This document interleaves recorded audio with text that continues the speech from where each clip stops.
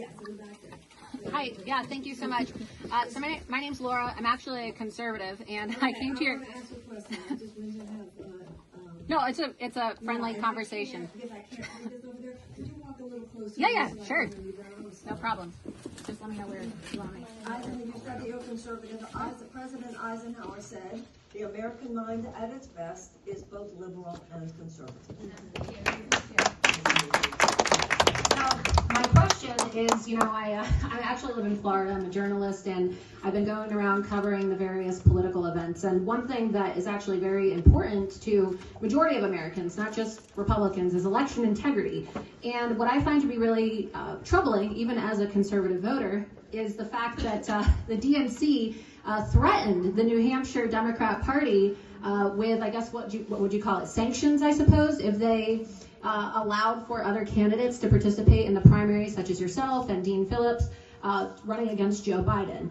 And so what I wanted to know is, how do you feel about David Plouffe, who is Barack Obama's former campaign manager? Obviously, he worked with Joe Biden as well, literally telling Democrat voters and Democrat mega donors like Reid Hoffman to not only vote for, but donate to Nikki Haley, who is a warmonger, okay, instead of the Democrat candidates. I mean, you would think that somebody like David Plouffe, who worked with Obama, who, claims to be a progressive, right? He's always talking about community organizing. Why are they telling Democrat donors to give their money? And it's not just Obama, it's Hillary Clinton and her donors too, telling Democrats and Democrat voters, vote for Nikki Haley, right? Give your money to Nikki Haley. And you have Reid Hoffman, who's the second largest donor to the Democrat Party after George Soros, who literally just gave $250,000 to her PAC. So what do you think about that, especially given your anti-war position? Well, first of all, she is to the right of Donald Trump. And particularly on issues of war. You're right, that woman is chomping at the bit to get Trump those ships more into that South China Sea. Yeah, absolutely.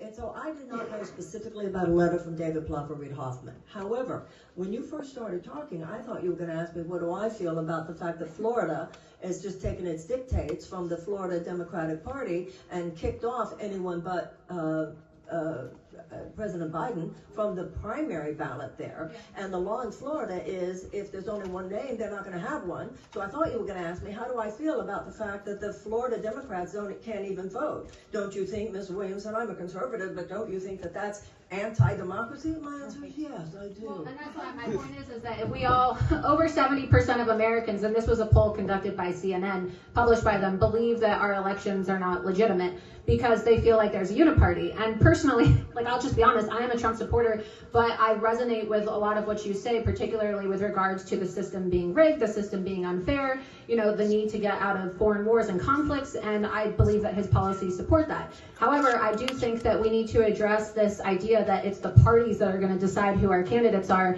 because just like they're not allowing for Democrats to vote for who they want to vote for, whether it be in Florida, where just for the record, I apologize for Ron DeSantis. I do not support our governor.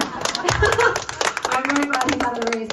But also, too, you see the same thing happening to President Trump right now with the ballot removal cases. And so do you also feel then, as a Democrat candidate, that if you want to have your voice heard and you want to be on the ballot instead of the DNC deciding that it's just, Joe Biden acting like a dictator, don't you also think that it's wrong for the Democrats and the secretaries of states to be removing Trump from the ballot? Shouldn't we allow for the people to decide?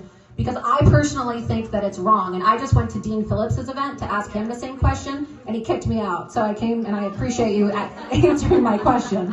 Even though his signs say everyone's invited, it's a bit hypocritical. Okay, well, first of all, what has happened, speaking as a Democrat, what has happened on our side in Florida, in Tennessee, in North Carolina, in Wisconsin? Well, no, it's different here. Like, I'm on the ballot here. Yeah, but they told Nikki Haley, like the DNC. Yeah, I understand. Well, I don't know about that Plouffe letter. There are issues, but it was not the Democrats who kicked Donald Trump off those ballots. That was secretaries of state, that was judges, and let's be very clear, many Democrats are very aware, probably a lot of people in this room are very aware, it's not good for us when they kick Donald Trump off those ballots, because that makes him more of a martyr in the eyes of many of his supporters. So I don't think the Democrats are looking at this like, oh, only we could get him off the ballot. We will beat him on the issues. So if you're asking me if I'm worried about political parties making it more difficult for the will of the people to be expressed, absolutely I am. Do you think you should be allowed on the ballot, though? Well, I think that, the legal process is going to play itself out. The question is with the 14th Amendment, someone who is engaged in insurrection. Some people say, well, definitely he's engaged in insurrection. The judges decided that. On the other hand, he hasn't been convicted of that. I know for myself, I prefer to not see him kicked off ballots because we've seen time and time again, something like that happens, it makes certain people just love him that much more. So no Democrats thinking, oh, if only that could happen. We're not stupid. And then lastly, do you think that Nikki Haley then is going to take votes away from you tomorrow? I don't know. Tuesday we're gonna. Since the Democratic Party is now behind Nikki Haley, it seems. No, the Democratic Party is not behind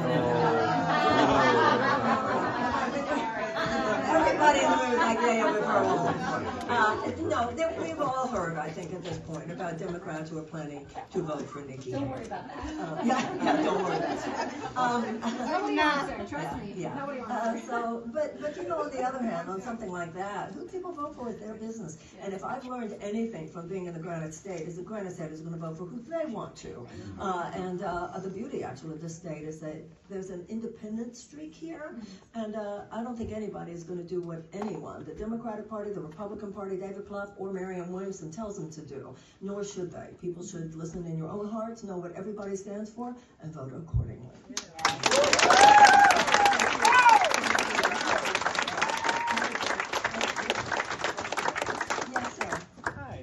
You mentioned a little bit